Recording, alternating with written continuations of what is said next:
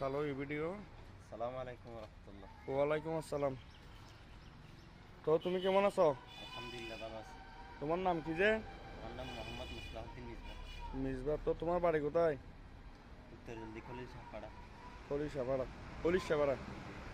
আচ্ছা, তো আজকে আমাদেরকে বিদায় নিবে আলহামদুলিল্লাহ মুরাদ ডায়মন্ড স্কুল থেকে।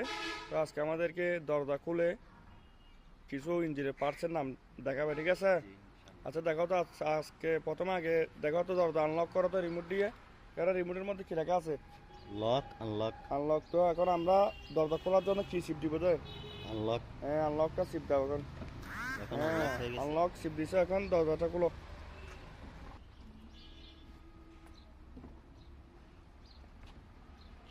দরজা দরজা বন্ধ করো, আগে বসে তাড়াতাড়ি দরজা বন্ধ করতে হবে তো। হ্যাঁ, দরজা বন্ধ করো।